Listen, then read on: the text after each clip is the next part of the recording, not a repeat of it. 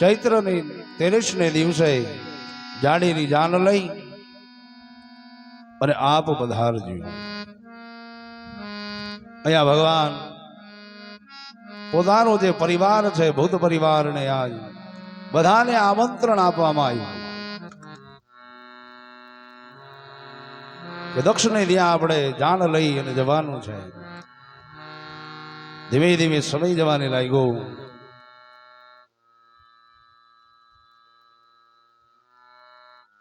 ભગવાનના ગણો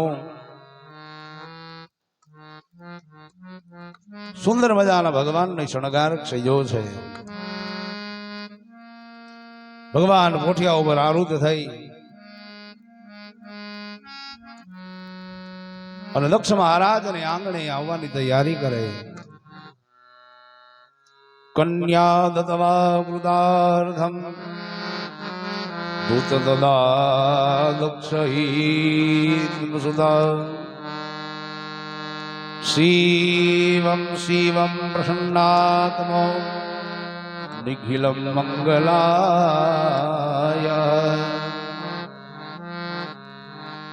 આજ તમામ એ ભૂતગણો ભગવાનને શણગારી અને ભગવાન કોઠિયા ઉપર આરૂઢ બની અને પરણવાને માટે આવ્યા છે. ભગવાન કોઠિયા ઉપર બેસીને આવ્યા છે.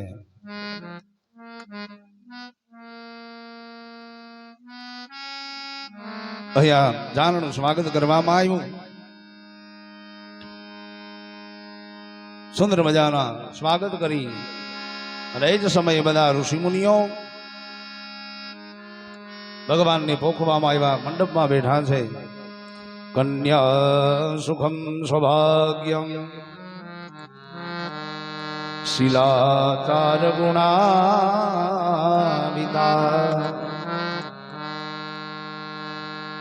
સાધ્વીશ્ચા પુત્રાણી ઋતવાખ્યામિદં પ્રભુ. સુંદર મજાના ત્યાં લગ્ન થયા છે. બધાએ આશીર્વાદ દીધો. હે કન્યા કન્યાચ સુખમ સૌભાગ્યમ શીલાચાર ગુણાન્વિત. હે કન્યા આપ સૌભાગ્યવતી થાઓ. આ એટલા માટે જ આપણે કન્યા જ્યારે લગ્ન હોય કન્યાને સૌભાગ્ય એટલા માટે જ આપવામાં આવે છે. પણ ખરેખર 4 સૌભાગ્ય જ હોય. પણ અત્યારે તમે આવવા ન દો ને 8 આવે છે બાયુ વધાવાય. સૌભાગ્ય ખાલી 4 બાયુને જ અપાય. કારણ કે ભગવાન 4 જ સૌભાગ્ય છે. કૃષ્ણ રૂક્ષ્મણી સૌભાગ્યમ બ્રહ્મા સાવિત્રી સૌભાગ્ય શંકર પાર્વતી સૌભાગ્ય ઇન્દ્ર ઇન્દ્રાણી સૌભાગ્ય. 5મું કાઢવું ક્યાંથી? પણ અટાણે નથી સમજતા. આપણે ના પાડીને કે બધા તમને શું ખબર પડે? લ્યો ગાંઠની સલાહ દે કે ભાઈ તો જાઓ. બીજું હું અત્યારે લગ્ન વિધિ આપણે ગોણ કરી નાખી. આવું બાકી લગ્ન વિધિ 2 કલાકમાં 3 કલાકમાં પતી જાય. પણ અત્યારે પછી અમારે કરવું શું ભાઈ કે જલ્દી કરો જલ્દી કરો. હજી વરરાજો પોખાતો હોય ત્યાં એક જણો આવીને કહેતા વરાવાનું મુહૂર્ત કેટલા વાગે? એલા પણ આને પોખાવા તો દે પેલા. આટલી બધી ખરેખર ઉતાવળ છે. આ સત્ય વસ્તુ છે. આ આપણે આમાં ડીજે માં ને ઓલામાં કલાક 2 કલાક કાઢી નાખી નાચવા. કે નાચવા દો ને કાંઈ વાંધો નહીં. મહત્વ વિધિ વિધાનને આપવું જોઈએ. એ આપણા સંસ્કારો છે. ઋષિમુનિએ સુંદર મજાની આજ વિધિ વિધાન કર્યા છે. અહીંયા શિવ અને સતીના લગ્ન થયા અને દક્ષ મહારાજે પોતાની દીકરીની વિદાય કરે છે. પણ દીકરી એ તો દીકરી છે.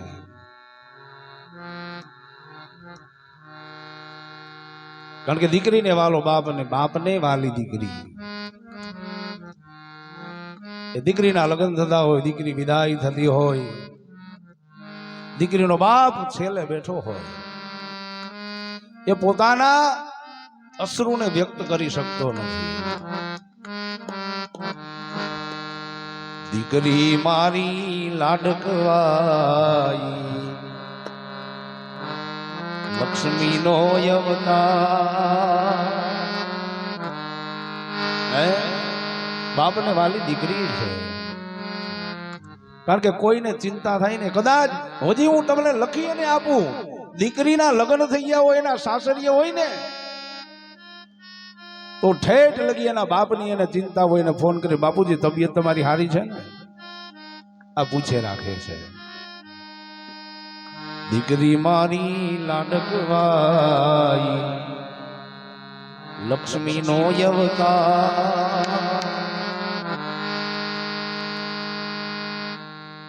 એ સુવે તો સાંજ પડે ને જાગે તો સવાર. દીકરી મારી લાડકવાઈ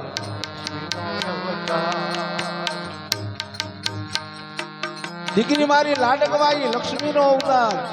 બાપને કેટલી વાલી છે, કેટલા વખાણ કરે કે મારી દીકરી સુઈ જાય એટલે સાંજ પડી જાય અને ઉઠે એટલે હવાર પડે છે. દીકરી મારા વાલનો દરિયો જીવન ભર છલકાય. દીકરી મારી વાલનો દરિયો ભર છલકાય. પામતા જીવન માત પિતાનું ધન્ય થઈ જાય. દીકરી મારી લાડકવાઈ લક્ષ્મીનો અવતાર.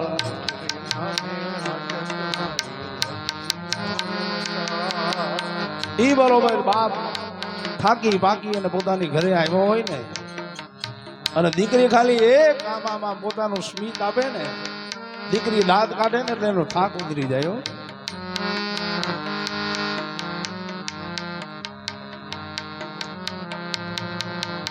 એક સ્મિતે સબક તારા મોતીડા જાય. અને દીકરી બોલતી હોય તો પોતીડા મોઢામાંથી મોતીડાઓ ખરતા હોય છે. દીકરી મારી લાડકવાઈ લક્ષ્મીનો અવતાર. એ સુવે તો સાંજ પડે જાગે તો સવાર. દીકરી મારી હું તો એમ કહું છું, ધન્ય છે બાપ કે જેની ઘીરે દીકરી છે. ઘણા એવા જેને પુણ્ય કર્યા હોય એની ત્યાં દીકરીનો જન્મ થાય છે. કારણ કે બધાના ભાગ્યમાં દીકરી નથી હોતી.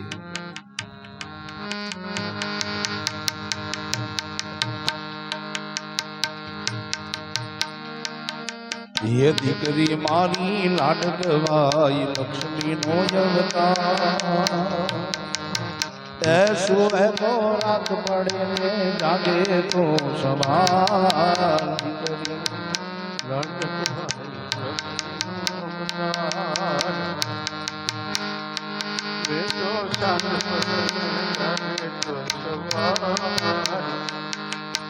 દીકરી પોતાનું સર્વસ્વ છોડી અને આ પિયરની પોતાની બહેનપણીઓ, પોતાનું સખીઓ અને સાસરિયાની વાટે સીધાવે છે. આજે દક્ષ મહારાજ પોતાની દીકરીને આજે વિદાય કરી છે.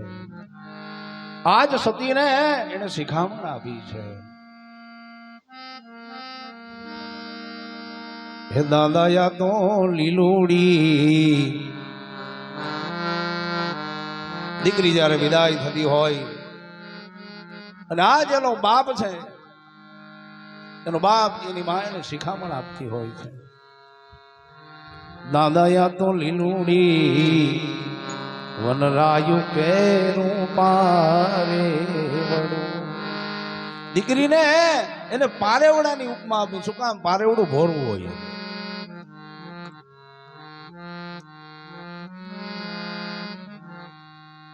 હે દાદાયા તો લીલુડી વનરાયુ કેરું પારે વડું. એ દાદા યા તો ઉડી જાશે આથમણે પરદેશ દાદા એનું કોણ એ દાદા આ દીકરી તો એક પારેવડું છે પણ એના આથમણે પરદેશ ન્યાનું કોણ છે એનું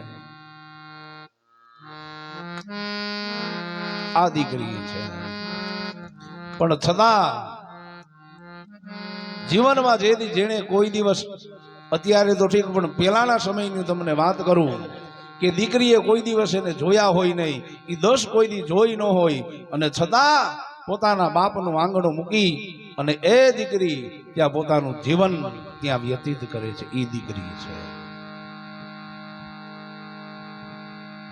અહીંયા ધીમે ધીમે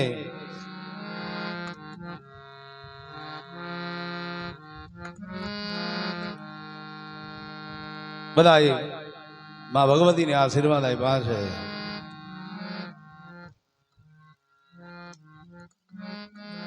હે બેટા તારા સાસરીએ જઈ માતા પિતા જેમ તારા સાસુ સસરા આ બધાની સેવા કરવી ભગવાન એ જ સમયે સતીને લઈ ફરી પાછી પોતાની જાન કૈલાસ પર્વત ઉપર આવે છે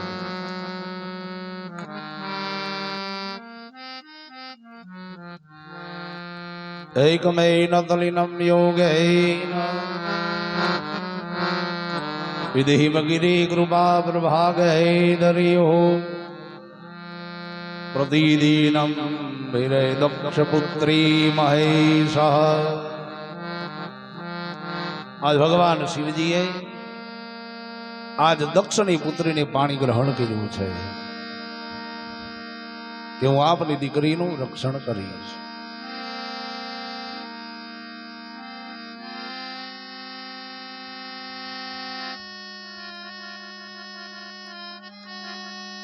કન્યાસ યોગેન ભગવાન કૈલાસ પર્વત ઉપર આવ્યા નાગ કેસરના સુંદર વૃક્ષોને જોઈ કોયલોના અવાજોથી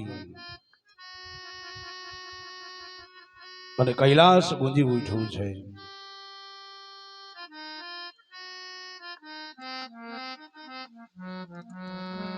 સતી ચંદ્રમુખ જોઈ અને અમૃત પિતા પિતા ભગવાન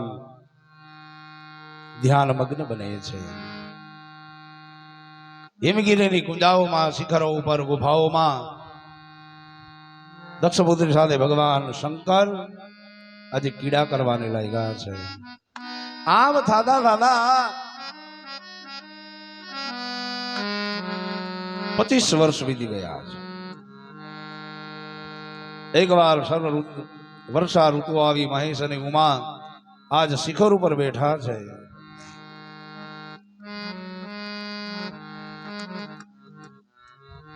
યથા યોગેન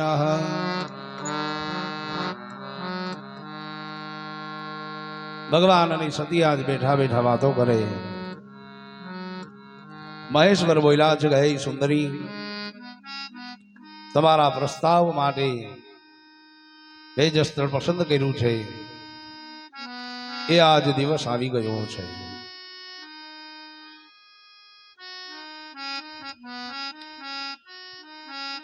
આજ ભગવાન મહાદેવની આજ સતી બંને વાતો કરે છે ધીમે ધીમે સમય જાય ભગવાન મહાદેવી સતીને આજ તત્વ બહુ જ સમજાયું છે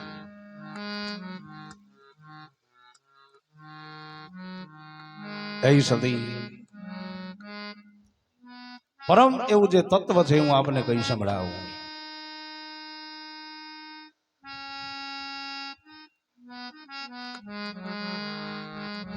એ સતી મોહરૂપી જે આ ફળ આપનારું ભક્તિ અને વિજ્ઞાનની આ માતા ભક્તિ જ્ઞાનમાં ભેદ નથી ભક્તિનો વિરોધી હોય એને વિજ્ઞાન કહેવાય છે જે ભક્તિનો વિરોધી હોય ને વિજ્ઞાની કહેવાય ને એને તર્ક બુદ્ધિ કહેવાય. જેને નાસ્તિકતા પણ આવે કે જે ભક્તિનો વિરોધ કરે છે કે આ કાંઈ હોતું નથી. આ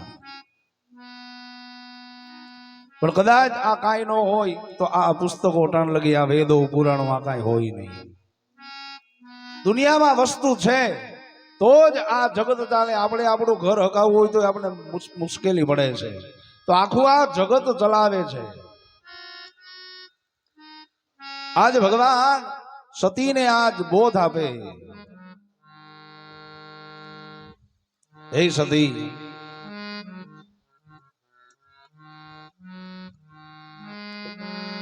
સદાકાળ ભક્તિની આધીન. ભક્તિ સગુણ અને નિર્ગુણ બે પ્રકારની કહેવાય છે. નેકી અને અનેકી એવા બે ભેદ વાળા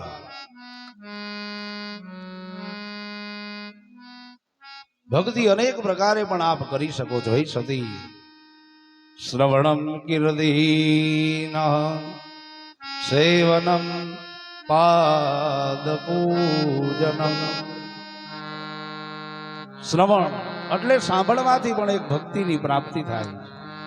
કીર્તન, કીર્તન કરવાથી પણ ભક્તિની પ્રાપ્તિ થાય છે.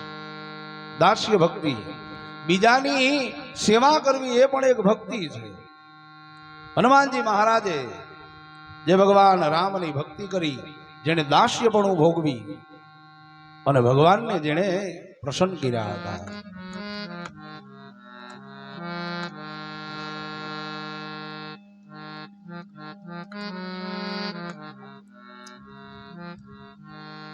યદા યોગૈન સચરાચરમ. હે સતી, મહાદેવના ધર્મના લક્ષણો સમજાવ્યા છે. મહાદેવે 4 એવા વર્ણ બતાવ્યા: બ્રાહ્મણ, ક્ષત્રિય, વૈશ્ય અને શૂદ્ર. સ્ત્રીઓના એને ધર્મ બતાવ્યા. હે સતી, પ્રતિવદા સ્ત્રી. કાર્યેષુ મંત્રી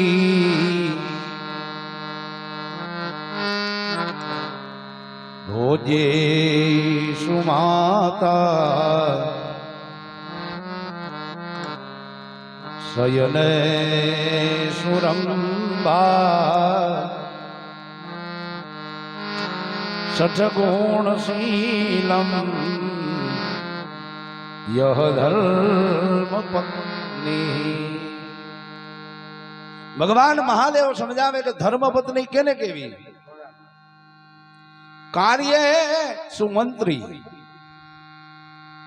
એટલે કાર્યની અંદર જેમ આ ગામનો મંત્રી આખા ગામનું કામ એક જ મંત્રી કરતો હોય,